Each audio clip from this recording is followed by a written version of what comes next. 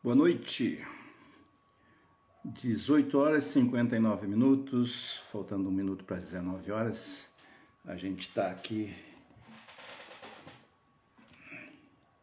entrando ao vivo pelo Instagram.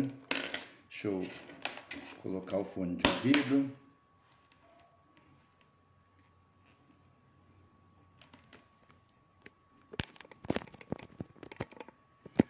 Aí agora acho que tá legal o som, né?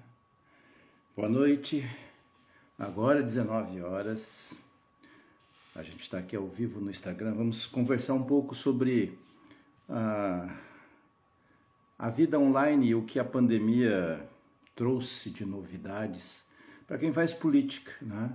Para quem produz política, para quem tem mandato, para quem faz assessoria, para quem faz assessoria de comunicação, quem mexe com marketing, quem mexe com mobilização, enfim. O que é que dá para a gente trabalhar de forma online, dá para a gente trazer daquilo que a gente fazia na política, trazer aqui para a gente estar trabalhando, tá se aperfeiçoando também. No que a pandemia mudou isso? É bom entender que a política, eu faço e digo nas consultorias, quando eu estou falando com um candidato, que eu estou preparando uma campanha, eu sempre digo para ele que política é uma profissão.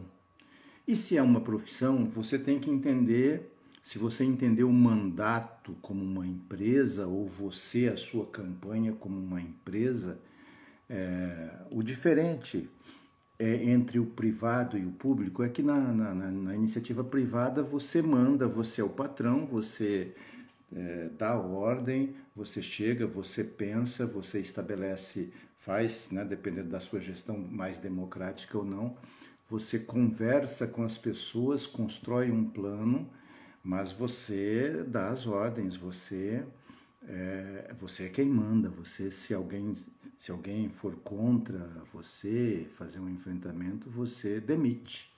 Na política não é assim. A política é o ato do convencimento. Você tem que estar convencendo as pessoas todos os dias. Mesmo os mais diretos colaboradores, eles precisam ser convencidos e estarem convencidos de que eles estão trabalhando com a proposta correta. Portanto, na política, se ela for entendida como, assim como uma empresa, como trabalho, você tem que entender que há uma cadeia, né? Assim como as cadeias produtivas, tem uma cadeia de produção, ou pelo menos uma cadeia de relação, né, na política. Você tem o mandato, seja ele executivo ou legislativo. Vamos exemplificar aqui o legislativo. Você tem um mandato que você tem dali para baixo uma organização. Você tem a chefia de gabinete, você tem, dependendo da estrutura da Câmara ou da Assembleia, você vai ter quem mexe com o orçamento, quem trabalha com as emendas, distribuição das emendas, quem faz assessoria de plenário, quem faz assessoria dos projetos de lei, das propostas, quem coleta isso na sociedade, que permuta e que traz.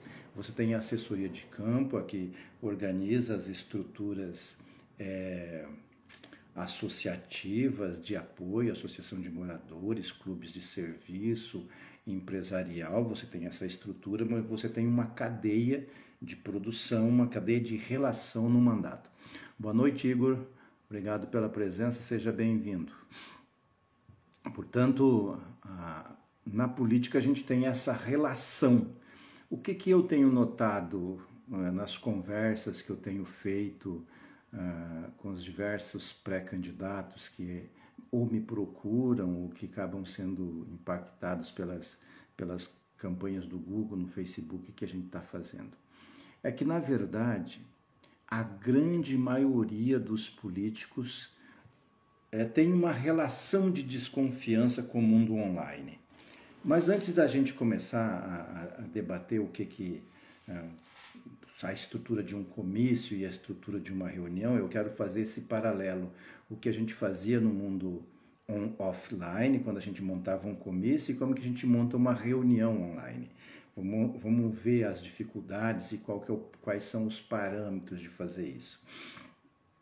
Mas eu estava dizendo da relação de desconfiança que os políticos têm, é da relação do desconhecido. Por mais que você diga que ele pode montar toda a estrutura de campanha, ele pode se relacionar com seus eleitores via as ferramentas que nós temos à disposição hoje, eles olham para você como se você fosse um ET. Porque o político, ele é tão acostumado, eu não sei, a atrair ou ser traído, né? Ou a ser... porque tem uma visão muito... quem veio primeiro, se o ovo, se foi a galinha, se foi o político que ofereceu dinheiro primeiro ou se foi o eleitor que pediu. Essa relação é um pouco confusa, mas o político ele está tão escaldado com isso que ele tem dificuldade de acreditar em alguma coisa nova. Portanto, a gente vai fazer um esforço aqui de estar mostrando para quem faz campanha, para quem produz política, para quem trabalha com política, a importância de se debruçar sobre a internet, de aprender a trabalhar com essas ferramentas, que não é fácil, não é um bicho de 7 cabeças, não é uma coisa do outro mundo, mas não é fácil, tem que se dedicar, assim como não é fácil se dedicar a construir política de relações, de buscar eleitores, de articular, de fazer, não é fácil. Portanto, vamos tentar nos aprofundar ao longo dessas lives. Eu vou estar trabalhando isso, uma atividade, né, que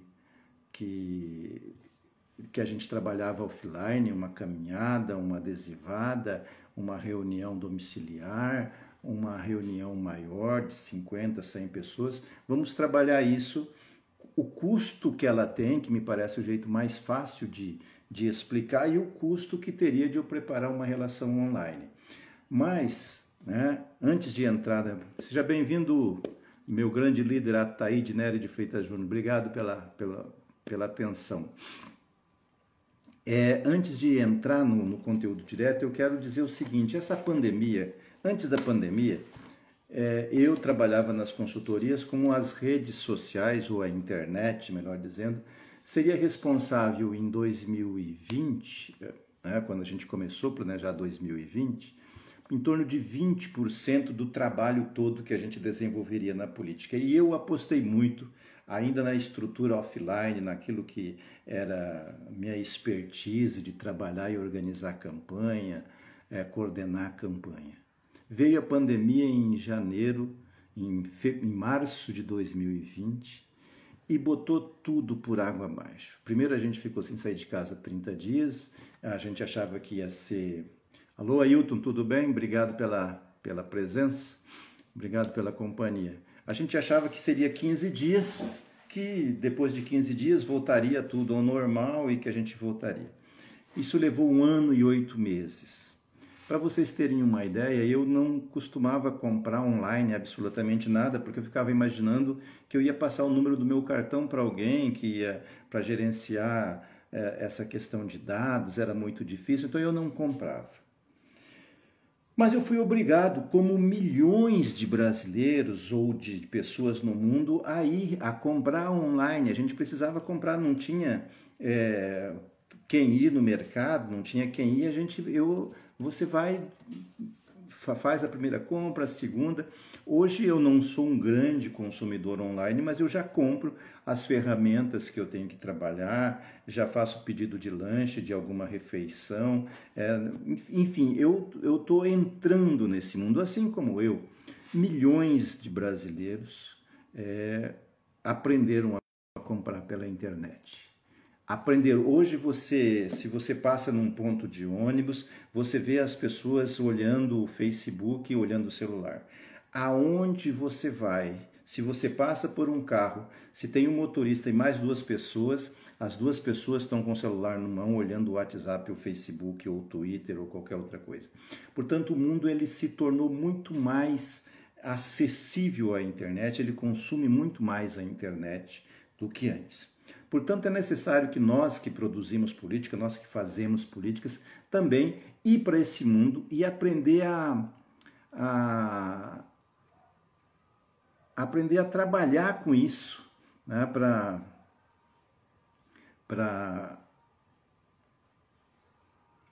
a gente tirar proveito da facilidade que é isso. Porque hoje, quando eu comecei a fazer política, final dos anos 70, as notícias chegavam de Brasília para nós 2 anos depois. Eu gosto de contar a história dos 5% que a ditadura, que o Delfim Neto, que era o ministro da Fazenda na época, tirou do índice de correção do salário mínimo, que era anual, em 1975. E que foi denunciado, não foi nenhuma denúncia, foi num relatório do Banco Mundial, né, que isso vazou em 1977, 2 anos depois. Em 1979, os metalúrgicos fizeram greve em São Paulo para recuperar esses 5%, 4 anos depois. E isso chegou aqui no Mato Grosso do Sul no final dos anos 70, eu trabalhava na Santa Casa, e a gente fez um movimento para reivindicar esses 5%, e a gente ganhou, né? Foram demitidas algumas pessoas que fizeram o movimento, mas a gente ganhou esse negócio 4 anos depois.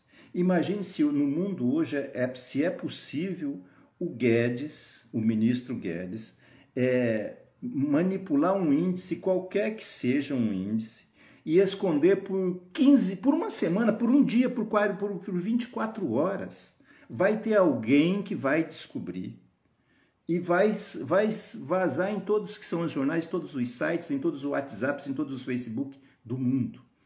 A informação hoje, ela ninguém tem monopólio da informação. A internet nos leva a todos os recantos. Por que nós que fazemos políticas não podemos utilizar esse instrumento que é fantástico, né? Tem gente me acompanhando, o Ailton, a Taíde, o Igor, né? Tem gente que vai ver isso amanhã, tem gente que vai ver isso mais tarde, tem gente que ainda vai entrar, mas isso vai ficar gravado, vai para o Facebook, vai para o Instagram, vai para o YouTube, e outras pessoas vão ver depois. Portanto, vamos fazer né? Eu estou convidando você que faz política, você que não domina, você que não... Né? Acompanhe a gente aqui, né? Liga para a gente e vamos debater como é que a gente pode usar essas ferramentas para democratizar, para a gente chegar mais longe, para fazer o debate democrático e público com as pessoas sem sair de casa. Né? Mas vamos lá ao que eu falei. Vocês se lembram como era um comício? Comício, para quem tá aí com seus 20 e poucos anos, talvez eu acho que até com um pouco menos de 30, talvez não tenha participado de comícios. Talvez eu esteja exagerando, mas aí por volta de 20 anos que a legislação proibiu os showmícios, né? Porque por abuso do poder econômico, por uma série de coisas. Mas a legislação veio e proibiu isso dizendo que era abuso de poder econômico e desmontou uma cadeia toda de trabalho que existia em torno do comício. Por exemplo, tinha toda uma estrutura de empresas de som, de palanque, para montar os palanques. Aí tinha as de iluminação, que às vezes não era uma empresa só, era um consórcio. Tinha quem fazia a iluminação, quem trazia o som, quem montava o palanque, quem fazia segurança, as pessoas que vendiam cachorro-quente, refrigerante, cerveja, ali em volta. O comício era uma produção de cultura enorme.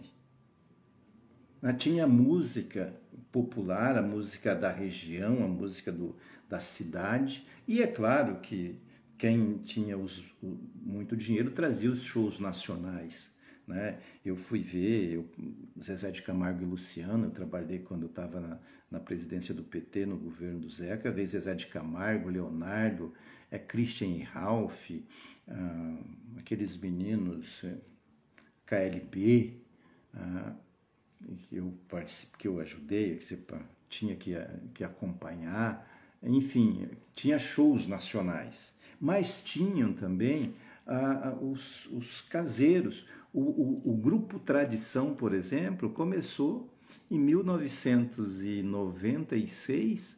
O Grupo Tradição, a primeira versão, antes do Michel Teló vir para o Tradição, começou na campanha em 1986, na campanha do PT, na campanha do Zeca. A gente pagava R$100 por noite. E sabe por que a gente pagava R$100? Porque o Alma Serrana, porque o Canto da Terra acompanhava o André no MDB, o Alma Serrana pediu R$1.500 por show à noite, e a gente fazia toda noite, de segunda a segunda. Portanto, eram 7. A gente ia gastar R$10.500 por semana com a Alma Serrana, não tinha dinheiro para isso. Agora, R$100 a gente podia para pagar o Tradição, e o Tradição começou. Né? Tinha um cachezinho de segunda a segunda, sábado e domingo, saíam fazer show e os bailes, né? Mas começou com a gente. Então tinha uma cadeia de produção dos comícios. Agora, quanto custava um comício? Né? Quanto que fazia? Antes da gente fazer essa conta, eu quero lembrar um pouco vocês que não era qualquer um que montava comício.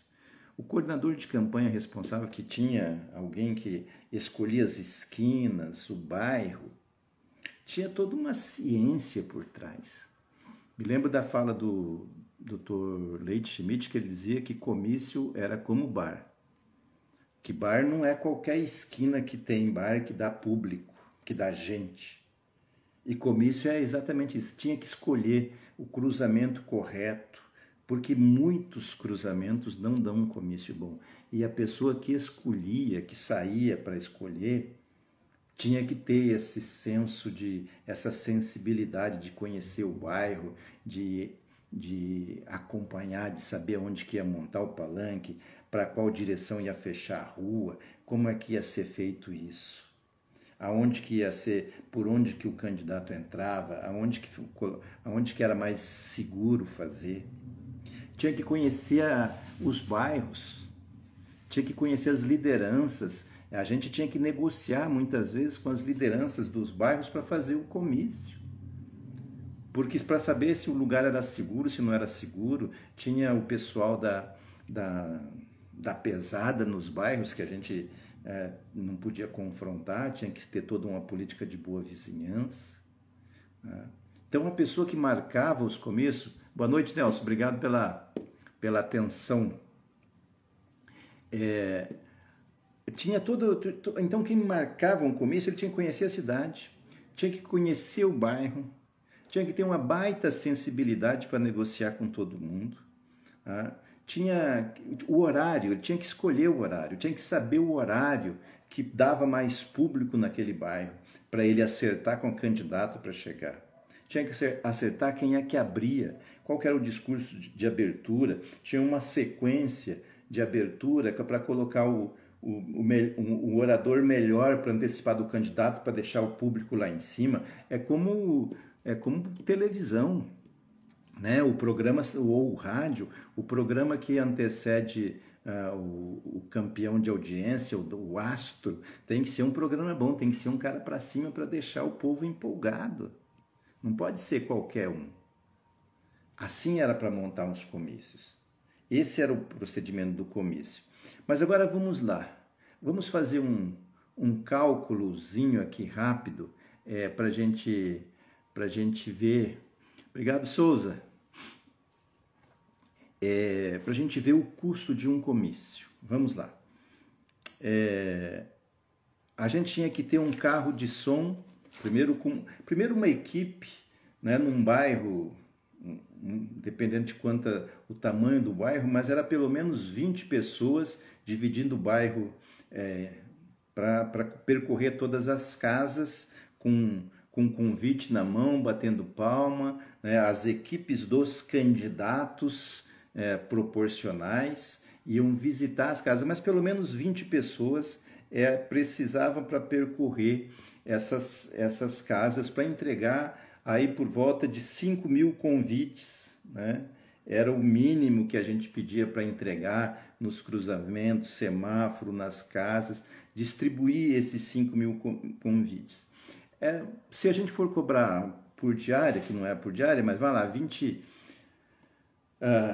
30 reais por diária, essas 20 pessoas, 20 diária, 20 reais, muito, né? Mais um almoço, né? Que vai puxar aí para 50 reais a despesa, mais o vale transporte vai para 60, 70 reais, 70 reais por pessoas, 20 pessoas, 1.400 reais por baixo, só de pessoas para estabelecer os convites.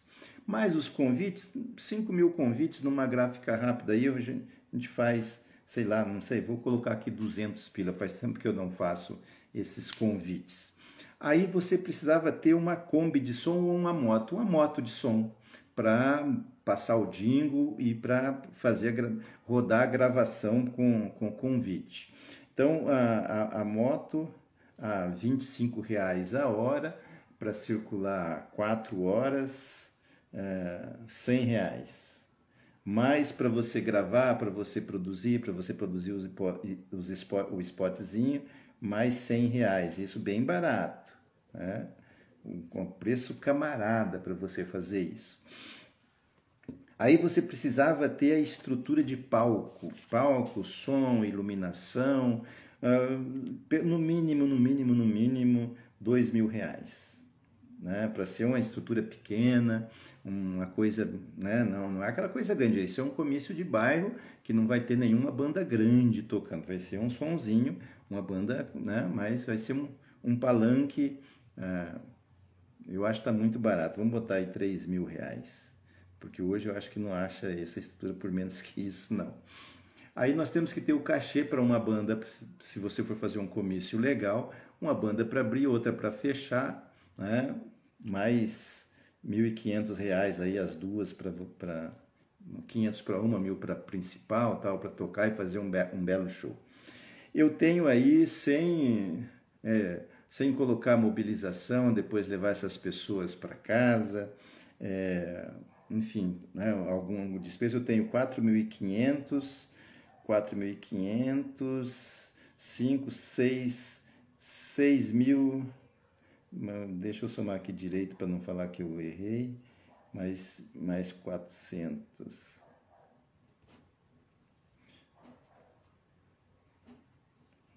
5 e 4, 9, 13, vai 1, 4, 5, R$6.300 um comício. Para você fazer um comício pequeno aqui na vila onde eu moro, aqui na região onde eu moro. R$6.300 um comício. Se você for fazer, né, 3 vezes por semana, 18.000. Se você, numa campanha de 30 dias, se você for fazer 4 semanas, 3 comícios, 12 comícios, fácil, você gastou aqui 60, 18, 4 vezes 8, 36, 76.000. Vamos botar 80.000 com os gastos a mais. R$80.000. E agora, quanto é que custa para você construir isso de forma online? Eu estou falando aqui, eu não estipulei aqui quantas pessoas vão estar presentes nesse comício. Quero analisar aqui uma outra diferença entre esse comício e a reunião online. O comício, a lista de convidados não é do candidato. O candidato vai se apresentar. Ele vai abrir o concurso dizendo, eu sou o Mariano Cabreira, eu sou isso, eu fiz aquilo, blá, blá, blá, blá, blá, blá, vai contar uma história e vai prometer. A lista de convidados é um conjunto de pessoas que convida. E as pessoas vão ao comício num misto entre ouvir os discursos e as propostas, mas vão para se encontrar com outras pessoas e para ver os shows de cultura, de música e de cultura que tem. Porque não é só música que tinha nos comícios, tinha poesia, tinha cordéis, tinha performance de teatral, tinha tudo. A parte que antecedia o comício era pura cultura. Isso era uma coisa muito bonita e as pessoas iam para ver isso. E aí ficavam para ver os discursos. Então o motivo da reunião era a cultura, era a alegria. Tinha humorista, né? Tinha Nerso da Capitinga, teve comício aqui, teve reunião política em Campo Grande que veio Tom Cavalcante. Campo Grande passou, Fábio Júnior, Só Pra Contrariar, enfim, né, todos os shows passaram por aqui no período de campanha. Era cultura, a cultura atraía para o cara discursar. Na reunião online, como é que isso pode funcionar? Como é que a gente pode fazer? Como é que a gente pode organizar? Claro que de forma orgânica, assim como a gente está fazendo, vamos tratar isso que a gente fez aqui de orgânico. Você botou as pessoas para convidar e vem quem quer. Esse é o tráfego, a parte orgânica do Instagram, do YouTube, do Twitter, são as pessoas que se aproximam de você pelo que você pode oferecer pela cultura. Mas isso pressupõe que você, quando convidava, dizia, vai estar o doutor Mariano lá e tal, você já tinha um nome social. Senão não era convidado em nome do doutor Mariano. Era, hoje nós vamos ter no comício, nós vamos ter o show da banda tal. E lá vai estar o doutor Mariano.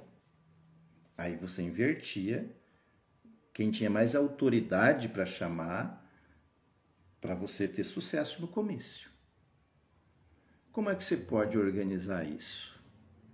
Eu tenho dito para as pessoas que eu estou fazendo consultoria, que é possível você usar o Google Meet ou o Zoom, que são as duas grandes ferramentas de reunião online que tem outras, mas essas são as mais populares, que é possível você reunir 100 pessoas de forma gratuito pelo Google Meet, que permite 1 hora, ainda está permitindo 1 hora, não sei se até a eleição do ano que vem vai estar. O Zoom, que permite 45 minutos de graça até 100 pessoas.